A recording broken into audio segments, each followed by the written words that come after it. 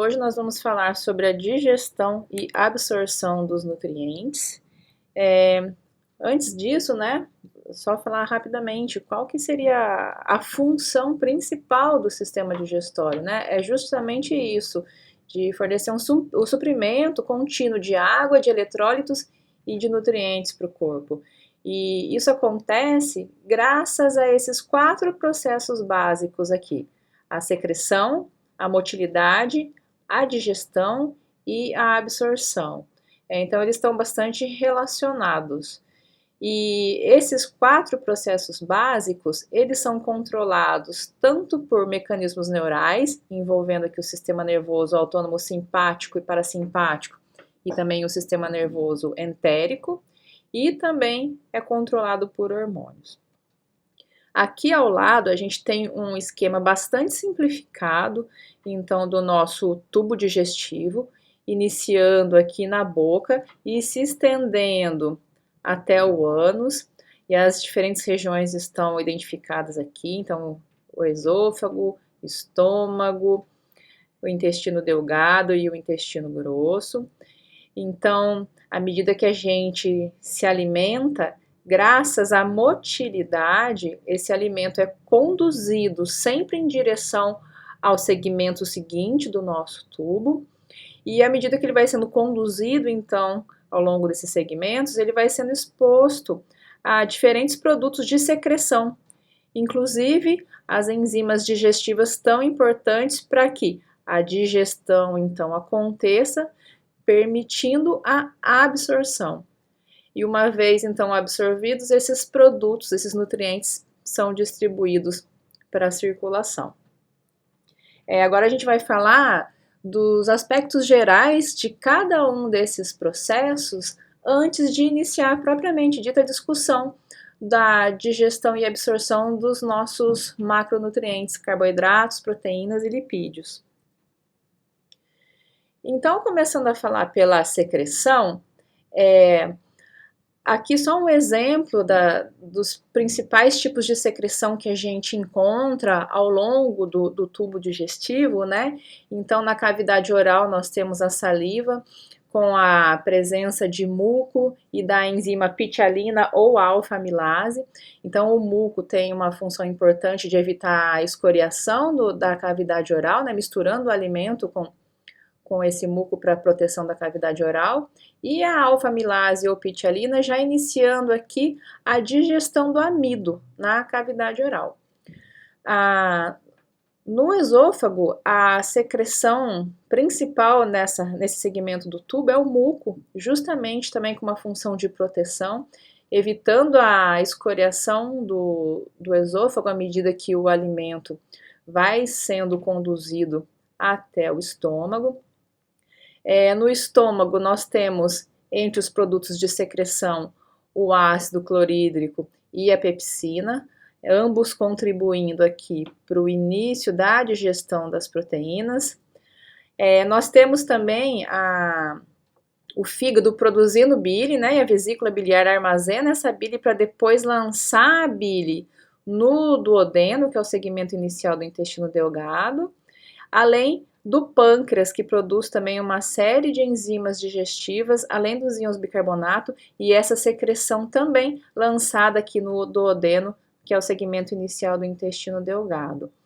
E por fim, nós temos no intestino grosso também a secreção importante de muco, mais uma vez também com a função de proteção e para ajudar na aderência do material fecal que está sendo formado. Então, só para apresentar de uma forma geral para vocês os principais produtos que são secretados pelo tubo ou pelas glândulas anexas a ele.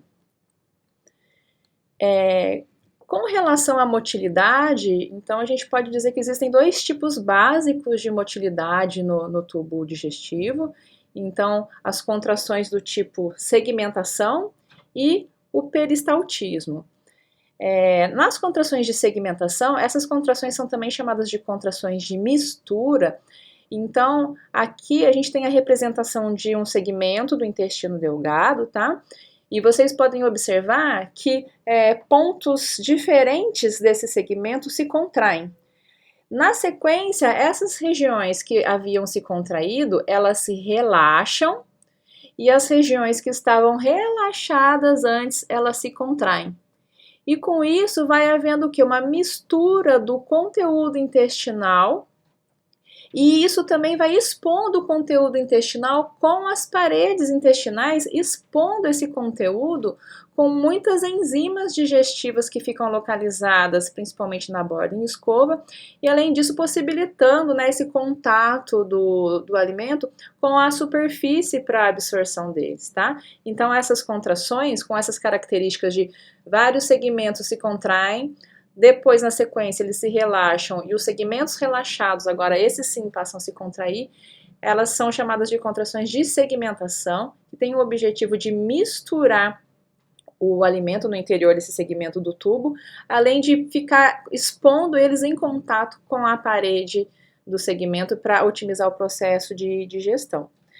E além disso, nós temos as contrações chamadas contrações peristálticas, que, como esse GIF mostra, né, tem a função de condução do alimento ou do quimo, enfim, dependendo da região que a gente estiver falando, conduzir então o conteúdo luminal sempre em direção ao segmento seguinte.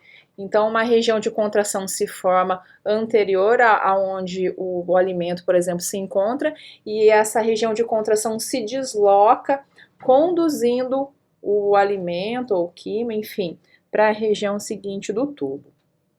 Com relação à digestão, então, seja a digestão dos carboidratos, das proteínas ou dos lipídios, elas acontecem por um processo chamado de hidrólise, né? Então, hidrólise, como a gente vê pelo nome, né, lise, quebra ou separação da água, né, hidrólise. Então, como que esse processo acontece? Aqui nós temos nessa figura duas moléculas unidas. A gente pode imaginar, por exemplo, que são 2 aminoácidos ou 2 moléculas de glicose, por exemplo.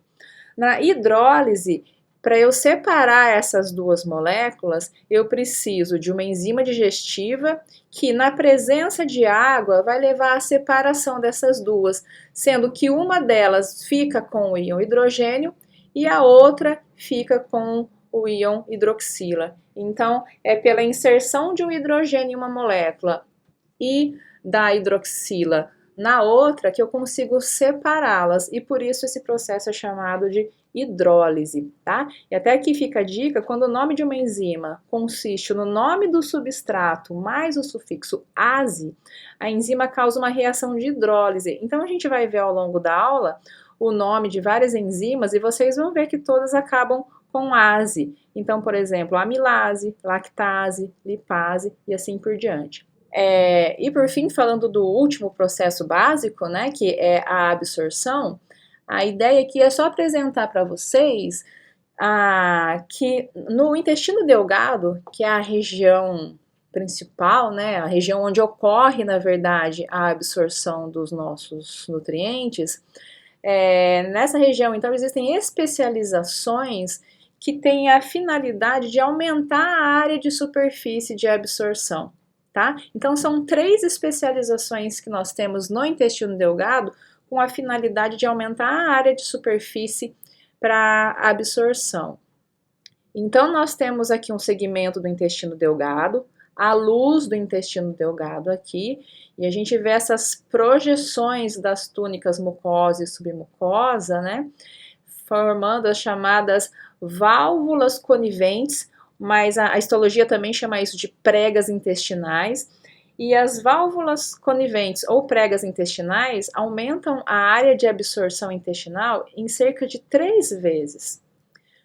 Além disso, vocês já viram, né, que no intestino delgado nós possuímos também na superfície do intestino delgado milhares de projeções semelhantes a dedos que são chamadas de vilosidades.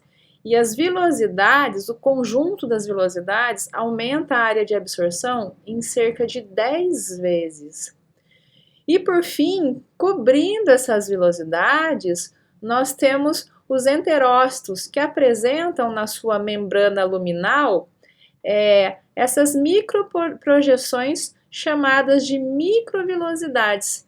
E essas projeções, então, na membrana luminal dos enterócitos, elas aumentam a área de absorção em cerca de 20 vezes. Então, quando a gente tem em conjunto válvulas coniventes, vilosidades e microvilosidades, a área de superfície do intestino delgado ela é aumentada em muitas vezes para otimizar, então, a absorção dos nutrientes que acontece nessa região.